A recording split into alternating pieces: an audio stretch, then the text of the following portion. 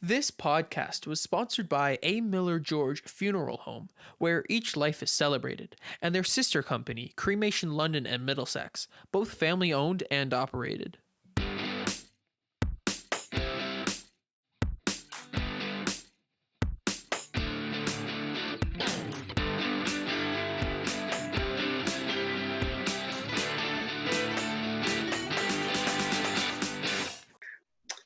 Well, good morning, good afternoon, good evening, whenever and wherever you may be tuned in to the virtual world. We're welcoming you aboard to another edition of the Vickers Crossing podcast. The Vickers Crossing is a virtual space where faith intersects with the public square. And we are back for our, this is COVID-19 edition take 2, as we've moved our Vickers Crossing podcast onto the internet and doing things a little bit differently. But nonetheless, it's working for us so far, and we're glad you could tune in to be part of the podcast today. Big hello and thank you to A. Miller George Funeral Home, our great sponsor, who's been sticking with us through this whole thing, where each life is celebrated, and their sister company, Cremation London and Middlesex, both family owned and operated. And as always, I'm Rob Henderson from St. Stephen's and Holy Trinity Church in London. Kevin George here from St. Aidan's Church in London, just another one of the vicars in the Vickers Crossing. I'm Ian. I produced this. Yeah. And our special guest today, this is really special because this is our first returning guest ever. Oh, do we have a sound effect for that? Yeah, it's right here. That's right. It's like, Bishop Todd Townsend, Bishop of the Diocese of Huron, and good friend of the show. Hello, Bishop. How are you? Hello. Hi, everybody. Good to have you back with us. Thank you for inviting me back. Yeah, great. So we've got lots to talk about today. Kevin's wearing red. What's going on with the red? So my check-in today is I'm wearing red. Well, first of all, because I'm missing hockey. We should be watching playoffs right now. Well, not that my team would have been in it anyway. We'd have been watching maybe Todd and Ian's Leafs. Your Wings and my Habs would have been out of it, but yeah. But also because there's a call out there today that if you ever do leave the house today, which most of us are not doing for very good reasons, but to wear red, or if you get photos of yourself to post online in support of the people in Nova Scotia. There's a virtual memorial tonight. Since we last did this last week, the tragic events of Sunday have come to light, and our prayers and our concern and a lot of our heartbreak right now are with the people in Nova Scotia after that tragic shooting, which went from late Saturday night into early Sunday, and 22 victims of that tragedy, as well as the family of the shooter, who no doubt are torn apart at this time as well. So I'm wearing that in support of that, and certainly there's lots of concern there. That's great. And they've been in our hearts and minds for sure this week. And I know as at our parish, what we're doing every week is producing and putting together some worship video, of course, for Sunday and some other things. And I know our Dave McEwen, who's our music director, has put together a presentation that he's putting on there for Nova Scotia as well. So we're going to be having a time to pray for them and think about them and as they move forward as well. So that's good. What's been going on with you, Ian? I hear that you've come to the end of what is a very important year for you. Yeah, I just finished my first year of music industry arts at Fanshawe. I had my last exam yesterday. Yeah. And I finished my test, and I was like, now what? Like, I'm stuck inside. Like, what am I going to distract myself with? So did you just wake up? Are you sober? Like, how did all that... I've been up since like 10:30, which is like pretty good. Congratulations! Thank you. Land of the living, I say. That's very good. Yeah. Oh, good. So. Congratulations. That's excellent. Mm-hmm. Excellent. We want to try to keep the Vickers podcast as normal as we can. So we're going to bring back our one of our favorite parts of the show, which is all about Ian. And are you ready, Ian? I'm ready to bring me in. So anytime you're ready, I'm ready to do this. Here we go. Ian. How about that? How about that? You guys, Ian, anything. You were sort of like one of those early Bruce Lee movies, you know, where the Right, yeah, because Godzilla's coming, and yeah. we're all looking up, going, "Look at that big monster!" Yeah. So we have a question today for Ian, which comes out of the beautiful forest city of London, Brilliant. Ontario. This is from one of our young listeners, Doug Wilson Hodge. Uh-huh. He texted us the other day this message for this week's this question for this week's podcast for Ask Ian Anything. Mm-hmm. Did you do anything special on Earth Day? If so, what? And would you have any reflections of your own on our relationship as a people with creation? So I don't really remember what day it is 95% of the time. So I don't know when Earth Day was. Okay, well that's a good honest answer. In general, your humanity and creation. What are your general feelings on that? I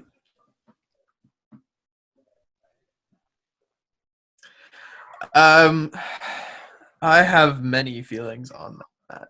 Yeah. But it's kind of hard to put into words, I guess. I'm also lagging out real bad, so Okay. there's that too. All right. Is that a technical term? Lagging out? Yeah. Okay. Definitely. Well, let me ask you this: Did you catch wind of the fact the other day that there are kids in a community in India who live 200 kilometers from the Himalayas? Kids, I mean, like people your age, who've seen the Himalayas for the first time because it's the first time they've been visible in 30 years. What do you make of that? That's crazy. Like that sounds. It shows like how much was sort of wrong, I guess, with the pollution in locations like that. Like you could see the Eiffel Tower from London, England, or something like that too. Yeah. Like something crazy like that.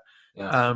So like we definitely didn't have a good impact on the environment. And when this COVID-19 thing is over, I look forward to seeing the people being like, hey, why didn't we have this before COVID-19? Yeah. So yeah.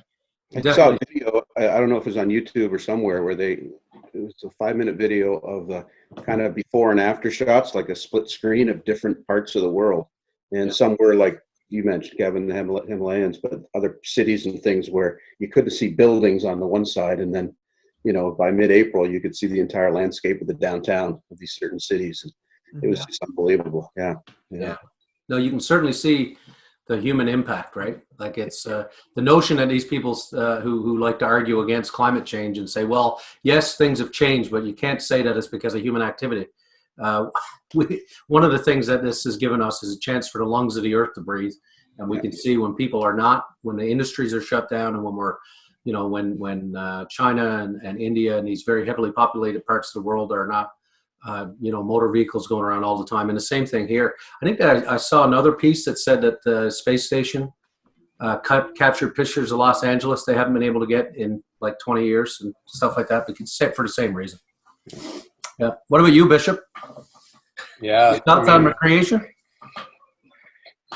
That's one of the things about this period of time is that the planetary nature of everyone doing something differently for a period of time is showing its effects. And obviously climate is one of them, where you get a glimpse of what it looks like when we unplug our economy from fossil fuels or whatever carbon emitting things we're doing. It's an amazing little example of the effect of that. And I hope that's useful in the future. Yeah. Hopefully we'll learn. It certainly looms, these kind of things loom over us at points like this. Yeah. This is a great question there out of Doug Wilson Hodge. He brings the easy questions, Ian. Yeah, that was easy, sure. I mean, I think the last one we had before we went off the air was boxers or briefs. That was a little less intense. I'm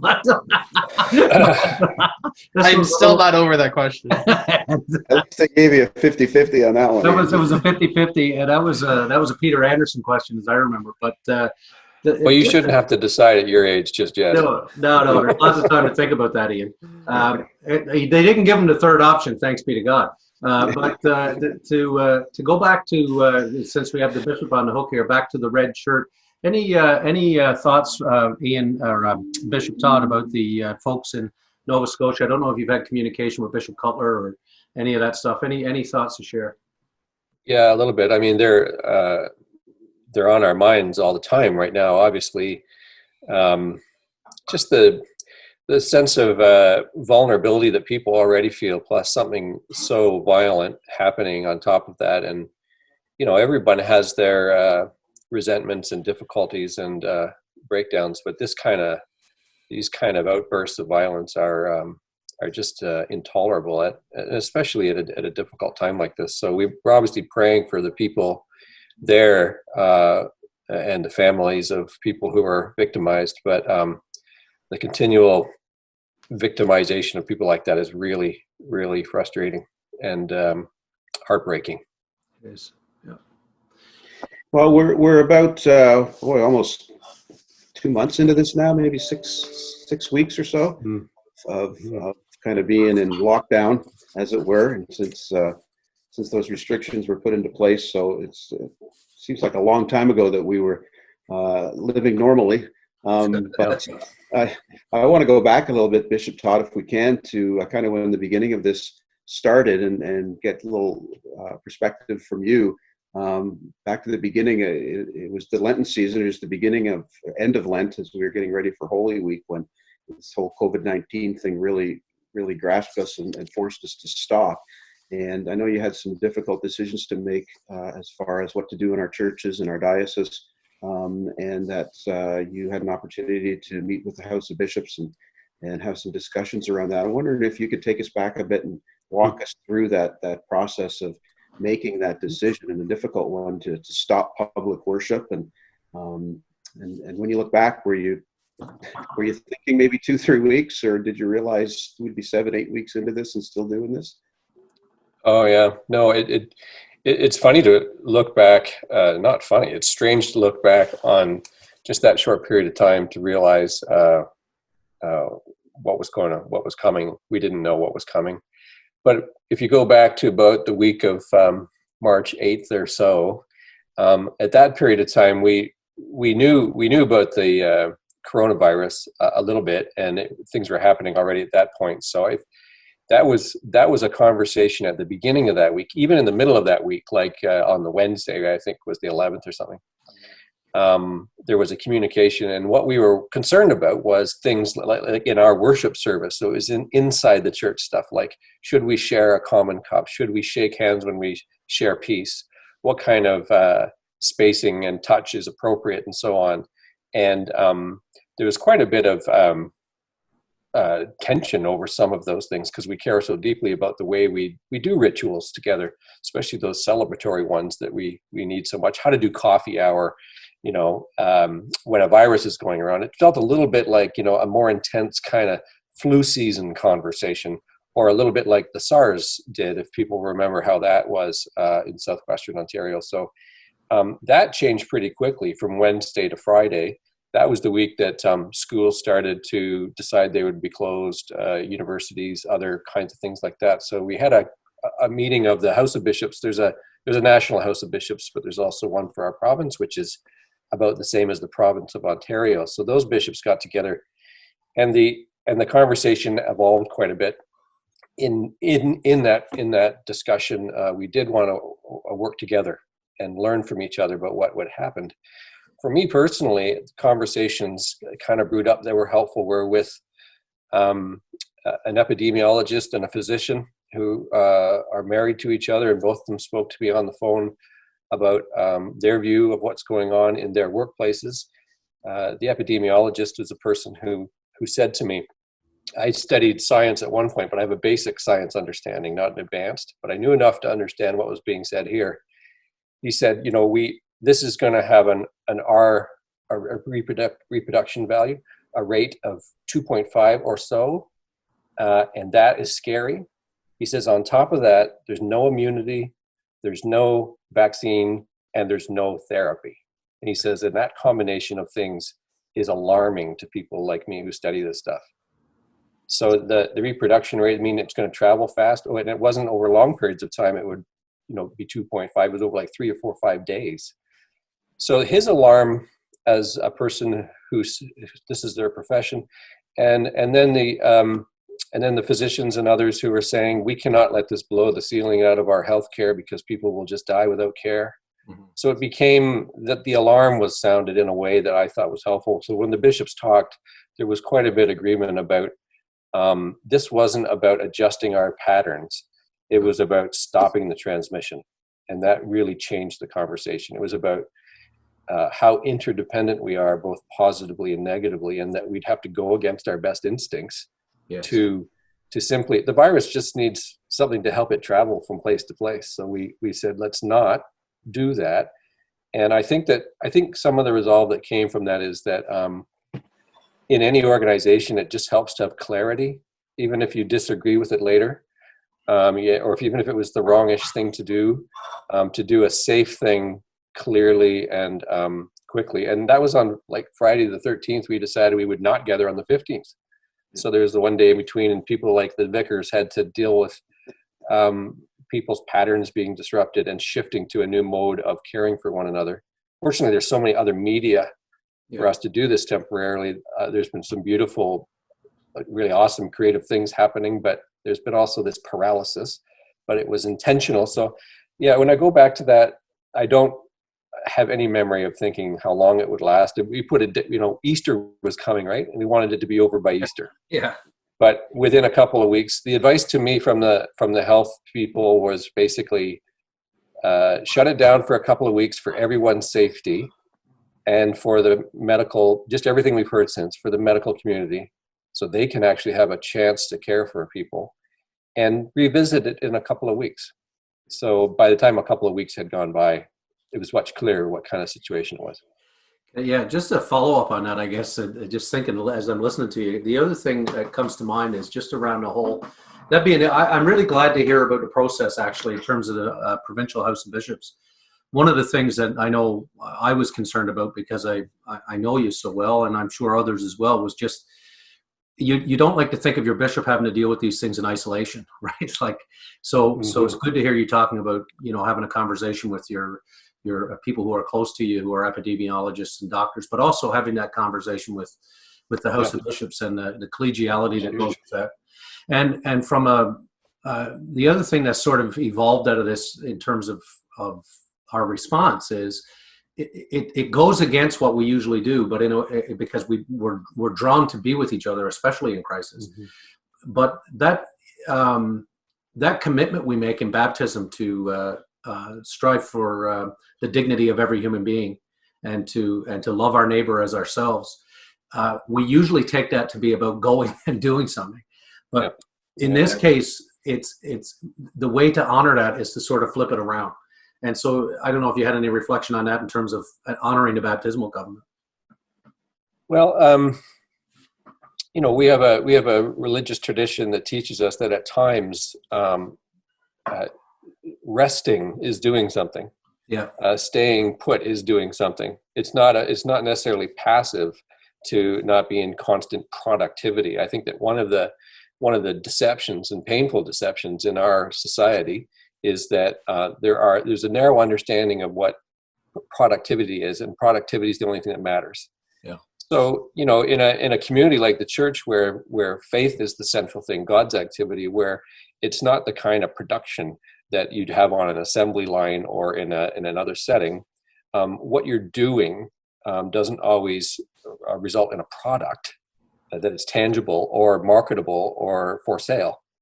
And we actually have a better idea, I think, in faith communities, that there are things we can do that don't show some product that you can sell in an economy, and that's a different kind of economy. That's an economy of different value. And so I think there's a head start for us when we do that. But our instincts are all so trained by this.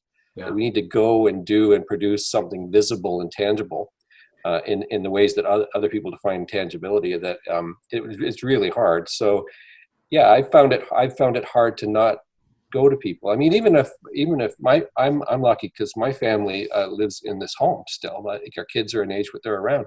If they were, if it was a few years down the road and they were out and away from me, the fact that there's distance between us would be really difficult, and it'd be all I could do to not want to overcome that. Yes. So and the same with people we care about, those who are dying. We've heard about people needing to give care over a phone when it's just not the right thing to do. But I think out of this will come a recognition that a lot of those desires are really good and healthy, and a lot of those desires are not.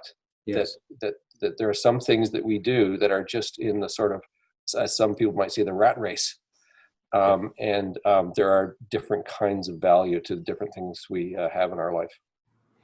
Yeah, and you mentioned the word pattern, that we were into these patterns, and it really is, when we step out of them now, as we are, a really good opportunity for us to say, as you mentioned, what patterns were bringing us into the places we needed to be, and which ones weren't. Yeah. We could get so comfortable in them that we say, well, the patterns that we're in are producing all the things we need right now, so taking us out of that means all of a sudden it's not working anymore, when in fact new patterns that are being made available to us now are finding ways to do different things and reach people and connect with people. Yeah. 100%. There's some there's always a mix of things in this, and one is that there are all these potentially possible positive patterns, but even for people who are confined to a home in which there are very unhealthy patterns, that gets intensified in a time like this. Our own internal unhealthy patterns can get intensified. So it's not like there's no danger to this. There's quite a lot of risk in this kind of a change in a moment for people in all kinds of ways you wouldn't anticipate. So because we're still in the middle of it, I'm not quite there thinking what good will come out of it, as much as I'm thinking, wow, there are a lot of people who become really vulnerable when certain patterns stop, and the ability to get away and to have freedom in certain ways has been lost for a lot of people. I think it's an interesting sort of shift in our minds, actually, what you're talking about is that, and I've long talked about this, we get defined by what we do. We're such a doing productive people, right? Instead of talking about who we are. There's that conversation that happens on a plane when you meet somebody. And the question is never, who are you? It's what do you do? And that's how we sort of define ourselves, which is not a healthy paradigm, really. I mean, it'd be more interesting to get to know what's in here, what's the cardio, what drives us. With that in mind, I wonder if I can just shift this a little bit to, you did a very good job. Thanks for that, in terms of giving us some hindsight now about where we are and coming through that process. Early on in this, the radio stations were calling and looking for interviews. I talked to a couple of them, and one of the things that I shared on one of those programs, it was right around the feast day of St. Oscar Romero. And one of the many great things that he said was that a Christian's authenticity is shown in difficult hours. And it's in difficult hours that the church grows in authenticity. And blessed be God, he said, for this difficult hour, let us be worthy of it. Bishop, we've seen clergy and church leaders have to, almost at breakneck speed, adapt to, as you just outlined, a world that we're not naturally drawn to. We're naturally drawn to gather, not retreat and find Zooms and Facebooks and all that stuff. And a lot of our clergy, some of us have been on these mediums, but for some of them, this is all brand new. And we've have to find, as you said, interesting ways to provide pastoral care. So talk to us about that, and how the church is worthy. Is the church worthy of this difficult hour? Well, I think in the same way that it is in any hour, in some places and it's worthy, in some places it's less worthy. In parts of me it's been worthy, in parts of me it hasn't been. So I think that there's a revealing, let's say. That's one of our words. There's been a revelation, there's been a revealing of some of the things that are authentically helpful, authentically beautiful, authentically good about what we do, because we've had to do it in different ways or through different media. I think it's been, for example, just through using electronic media to try to worship, that it's normally an incarnate gathering, like we gather in the flesh, has revealed some of the things that can kind of work with different media and some of the things that can't. So that's revelatory. I think kinds of care. I think there's been authentic and in some cases improved pastoral care amongst people in the church, because they are motivated to connect with people and check in on people in a way that they haven't been in the past. They have the time to do it. Oh, I don't have time to do some of the things I want to do, right? But now you have time to do them, and you realize you don't do most of them, but you do other ones. So it reveals what your desires, your values are, and things like that. I think that's helped reveal, at least internally, if we think about it, some of the things that are authentically what we're about as Christians or in a Christian community. So whether we're worthy of this hour or not may depend more on what happens in the years to come as a result of it than what happens in it. Because what happens in it is pretty clear, because you can't do much. So you do the things that matter, that you can do. And in some ways, that's how many saints of the church have functioned. They're just like, I do what I can with what I have while I have the time to do it. And I do it as faithfully as I can, and we'll let everything land where it lands. Yeah. Rob, I don't know what you've been finding, Rob. To build on what you said there about that, some of the ways pastoral care has been happening. I've been hearing about relationships being forged in our community here, people that didn't know each other, just out of the contact list. Rob, have you found some of that? Well, yeah. What I was thinking about when I was listening to Bishop Todd speak, there was one lady in particular in our parish who said one day that she just decided to pick up the phone list and spent the whole day calling everybody on the phone list in our parish.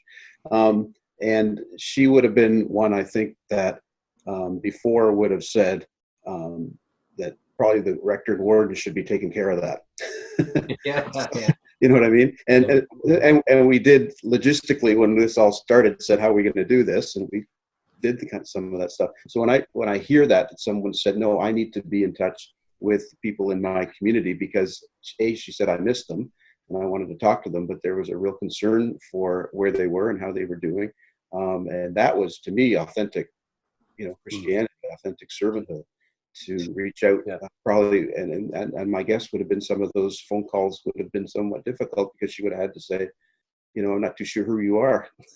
Right. And do some of that stuff. So being authentic and entering that space that may be a little bit uncomfortable, but in order to care for others. So yeah, I've certainly seen that in a few different aspects.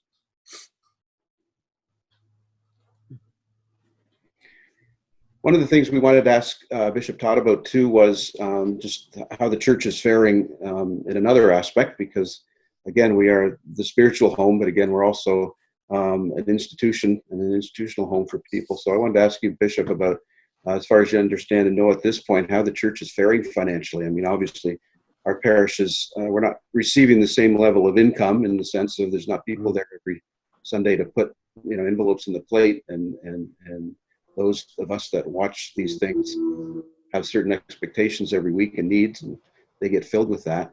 Again, we can't hold fundraising events, that kind of thing's not happening. So I'm just wondering what kind of support maybe the diocese is providing right now for clergy or lay leaders to get through what are going to be difficult financial days ahead. I think the thing that sort of developed, if I put it as simply as possible, is that we're in a period of time with both individuals in churches and congregations themselves, where we're saying to one another, those who can share, inviting them to share or extend or invest beyond where they would have normally, if you can. Those who cannot, either financially or in other ways, ask. So those who can share, those who can't ask. I think one of the things that's happening is that a lot of us like to see ourselves as the ones who can and who share. But this has thrown a lot of people who wouldn't expect themselves to be in the situation, to be in the position of not being able to do that.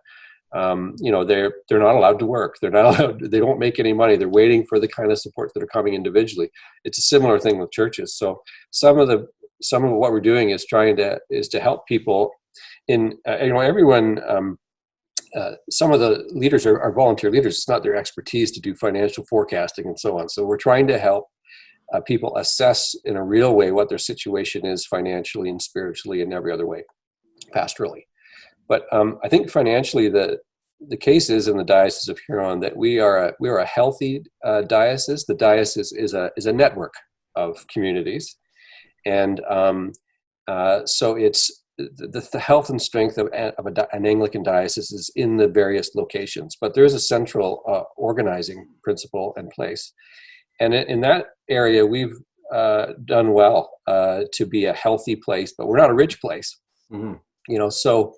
In some cases, and across the country, churches are in very different places financially. In the Diocese of Huron, we're healthy, but we're not rich.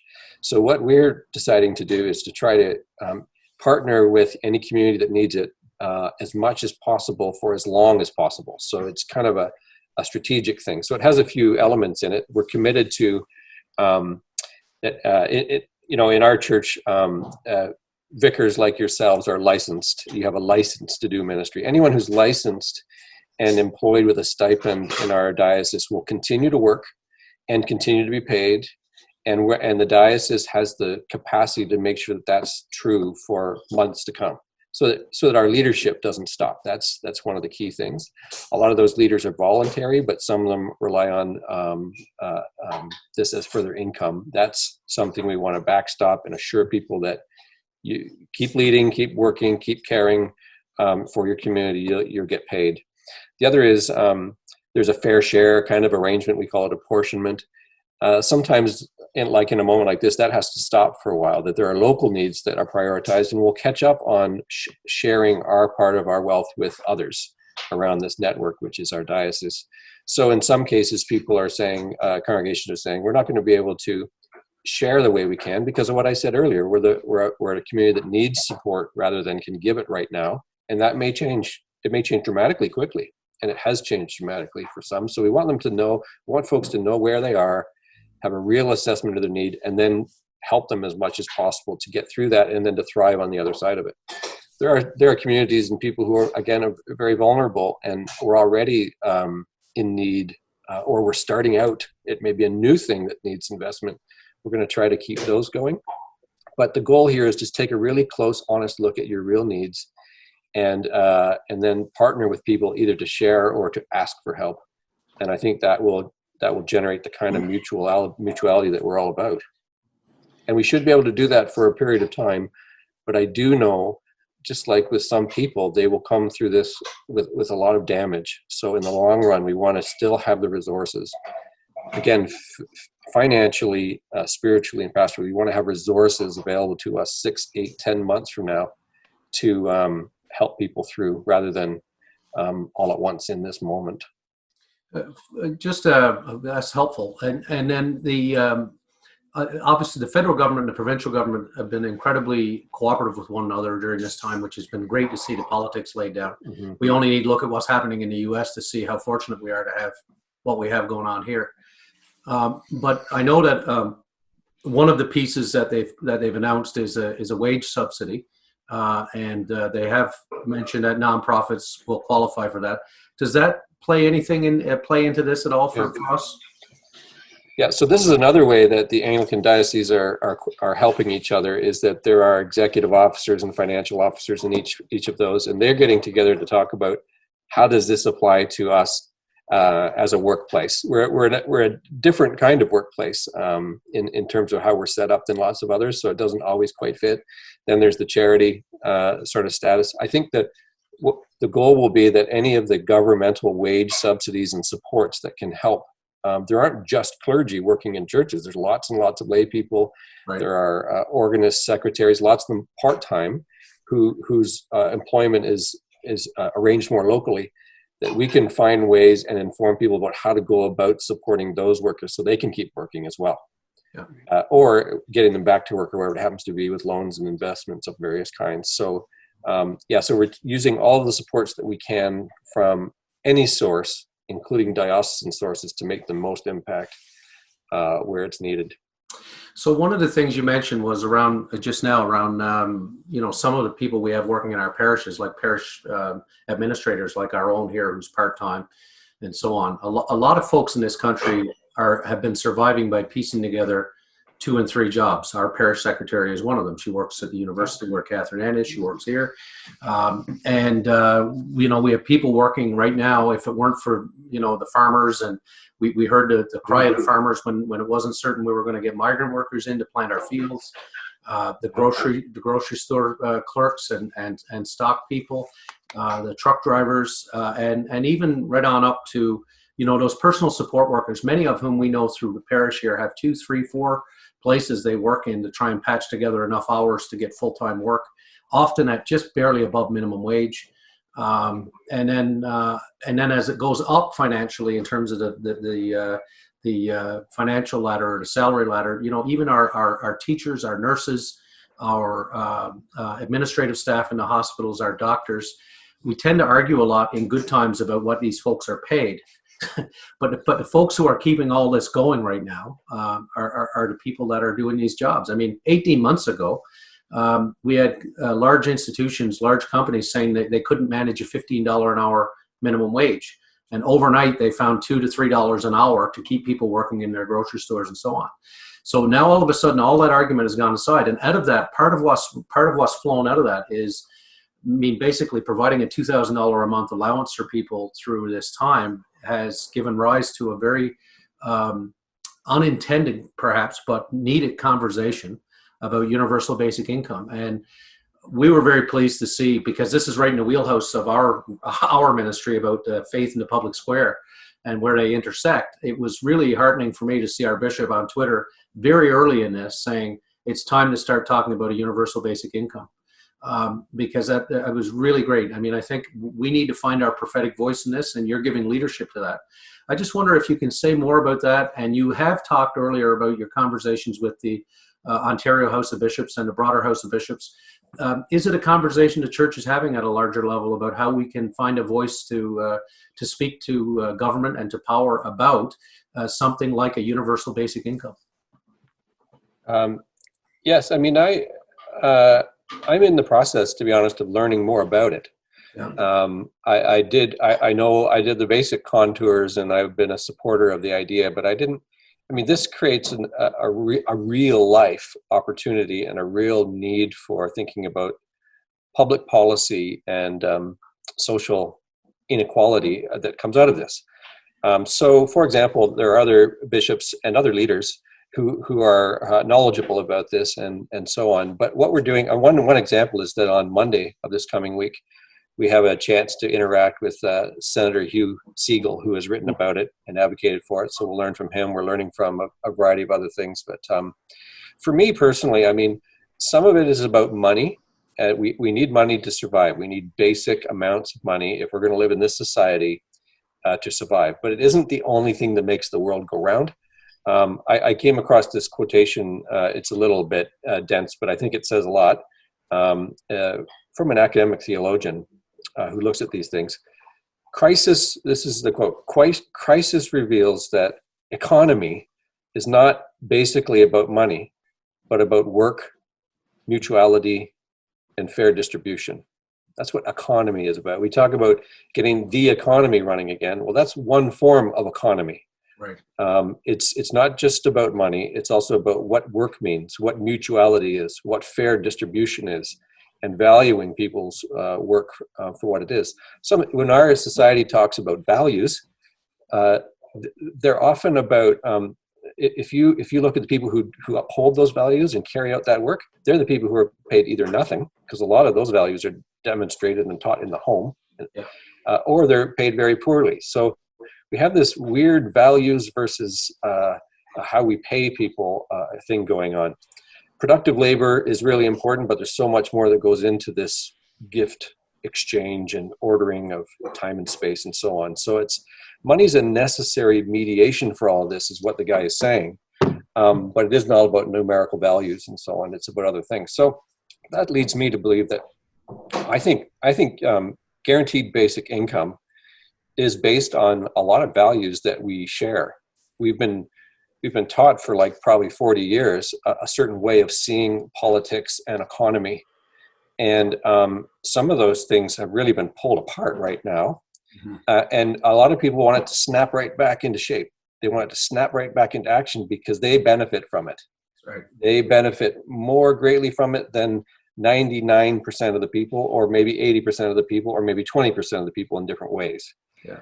So the question will be, I think we will snap back into the previous economy, but we have a moment right now to say maybe not. Maybe this can lead to that, because this period of time has demonstrated what some people thought was impossible. Right. That is simply not possible in this system. Well, the system got stopped temporarily. Yeah. And some other things got started up out of genuine, most Canadians agree that this is the thing to do, that supporting people with government money. This is not the image of government for most people, but here's what we needed. Yeah. So they did it. Good for them. So what comes out of that? Guaranteed basic income has its opponents, and there's a lot of literature. There's a lot to learn about this. It's more about will. It's more about the will to do something. Yeah. And that maybe is what can come out of this. Basic income, it meets basic needs, and it gives people some dignity in their life. They don't have to spend 90% of their energy trying to just merely survive, while the society expects them to get ahead and to produce and to do better. Yeah. A lot of people are trying to do this as single parent, as all kinds of disadvantages. And the world looks at them and says, you just didn't try hard enough. Yeah. You just don't have the talent or the energy to get there. Yeah. And that only buries them further under all of this. So a basic income is just that. It's guaranteed. So it's not temporary like what we have now. That would be the big difference. This is guaranteed. Yeah. It's basic. It's a floor from which to step forward. It's not like quicksand that you constantly sink into. It's an actual floor that you can move from. And it gives a bit of security. It gives freedom to people, and dignity is a huge part of this. People are stigmatized and have no chance to do anything positive for themselves or their loved ones. And in a way that it makes it cost effective is it's a foundation for good health. I mean, that we spend so much money on healthcare. It's a good foundation for well-being, for getting meaningful work in your life. And that may be very simple work, but it can become meaningful work. And it gets us out of all kinds of traps that we're in to make a step like this. So I'm a strong supporter of it. I think in some ways what we can do in the church is speak about how it fits with our understanding of God, and what God's view of human beings is, and what God doesn't use our currency. Yeah. So exactly what currency would it be that a creator would want to see happen in a community? And we can talk to other religions and have a lot in common with them. So rallying support for this is to rally support for people who need it the most. And we've seen who they are pretty clearly. And a lot of people see themselves now when they wouldn't have in the past. And I think the desire for it is there. The values are already ours. And this is a window into what kind of impact it could have, not just to alleviate poverty, not just to alleviate child poverty, but to reveal what kind of ways that, this is a planetary issue we're going through with a virus. It's a planetary issue we're going through with climate. When we actually get on the same page with each other for brief periods of time, whether it's enforced or not, the effect of it is incredible. So I'm hoping for that kind of multiplication of good. This is amazing. This is just one example, and there's so many about what we can focus on in this pandemic that we weren't looking at before.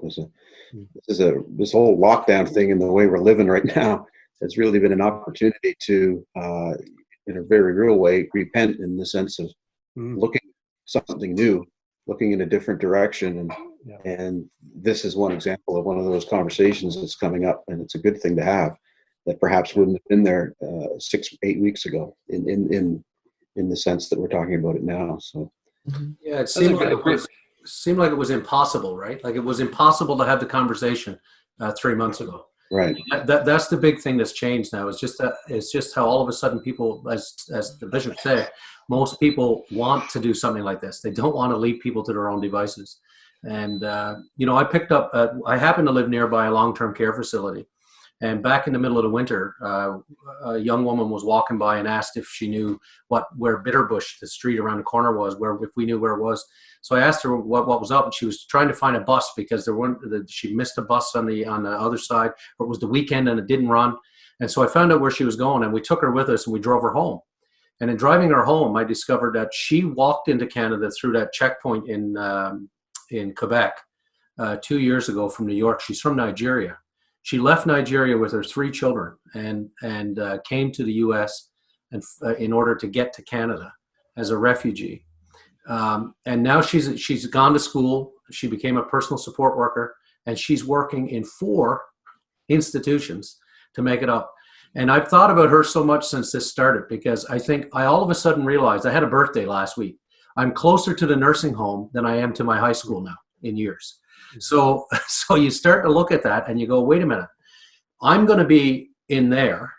And what kind of care, dignity, as the bishop brings up out of our baptismal covenant, what does my dignity look like? And I think that's the thing that's changed now, is people can see themselves in those pictures. I saw Doug Ford cry yesterday. I didn't think I'd ever see Doug Ford cry.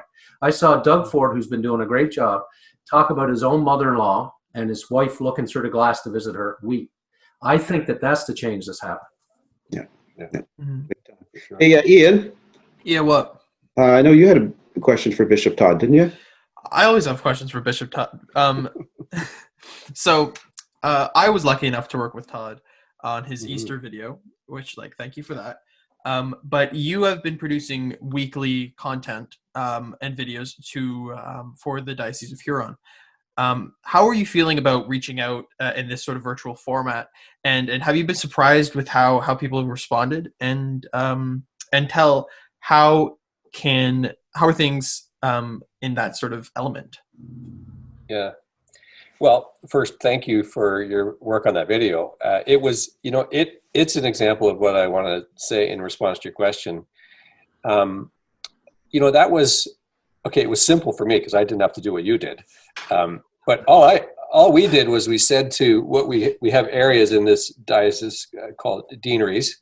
We said to the regional dean of each, could you find someone to do this part of our normal sort of word liturgy? And so there's all these parts. So people did it, and it came from all these different people, different ages, different parts of southwestern Ontario, and it comes together into this prayer service for Easter Day that was beautifully simple. There wasn't any. I mean, your production was precise, but we didn't have to fancy it up. It was people doing what people do from all over the place in one sort of. It was stitched together into one expression of that. But the thing is that for each one of those people from that area, they were all represented kind of somehow by that person. Those words were being spoken across the world. There was this sort of coming together for me in watching it.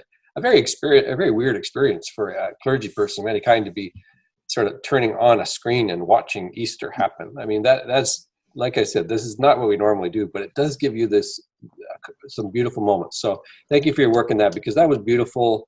It ministered to me to watch that. I had to speed through the homily because I found that kind of difficult to watch. Hey, who was that windbag?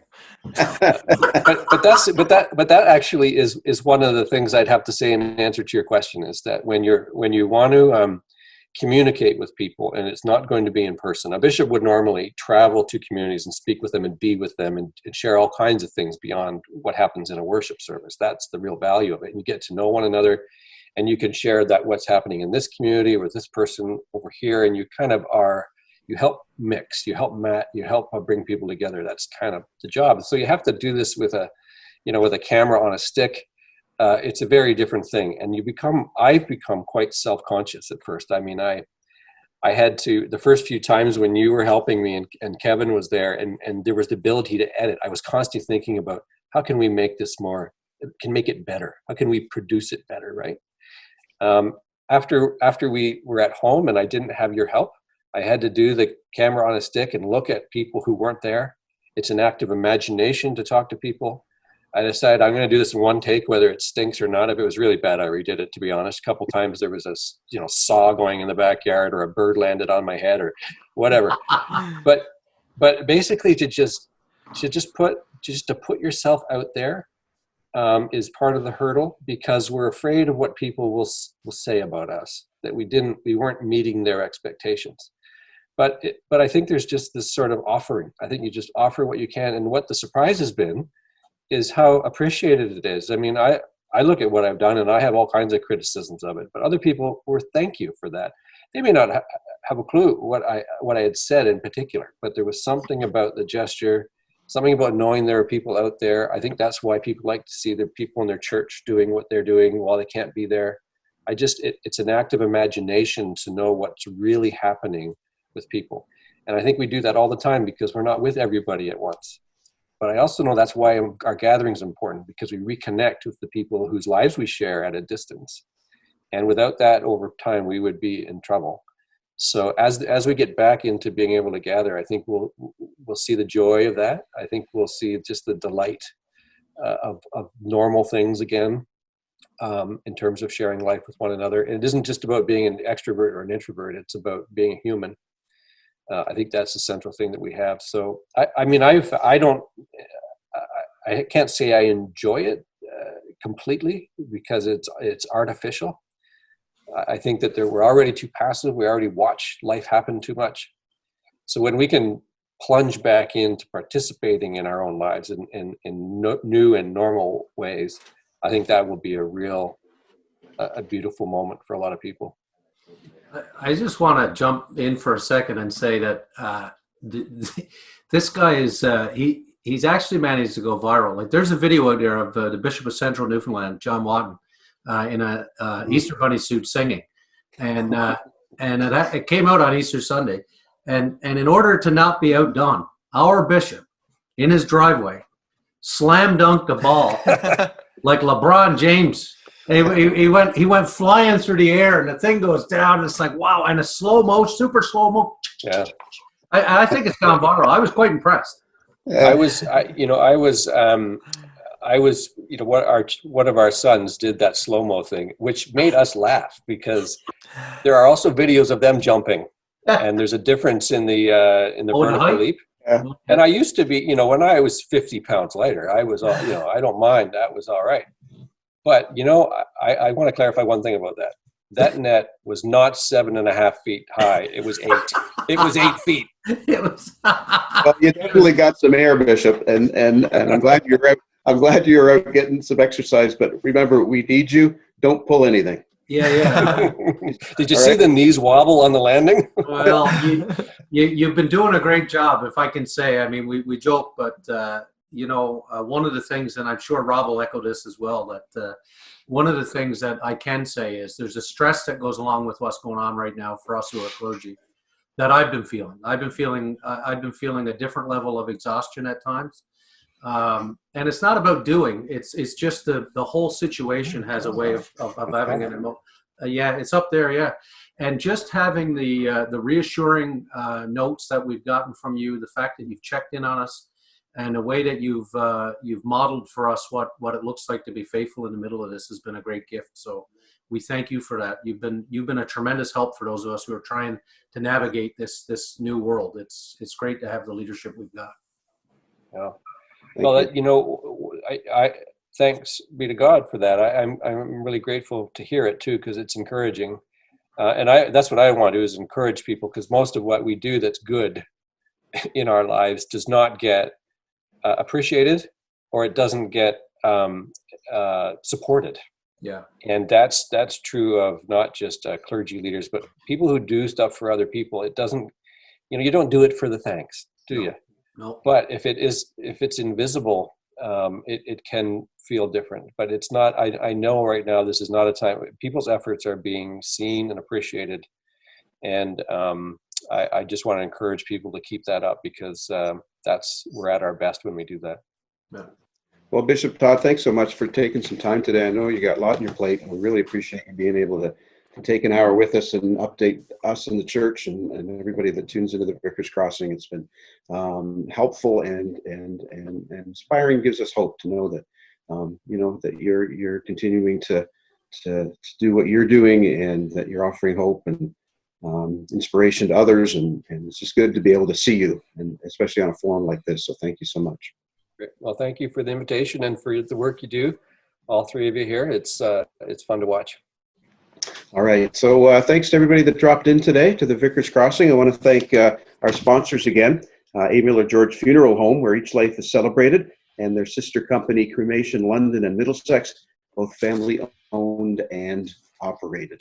So other than Zoom and YouTube, Kevin, where can people find us now? Well, thanks to the wizardry of producer Ian, he's able to extrapolate the audio from this fine Zoom recording and upload it to iTunes, to Spotify, to Buzzsprout, and all the places wherever you like to get your podcast is where you'll find us. Be sure to go there and send your friends.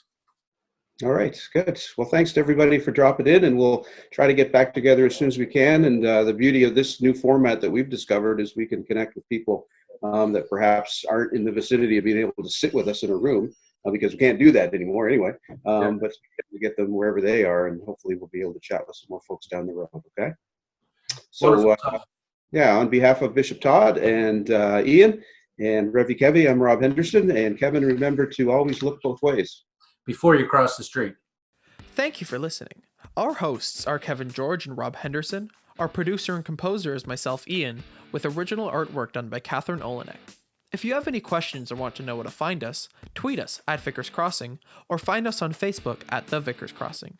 If you have any other questions about anything heard on this podcast, leave us a comment or look in the description to find out more. Thanks!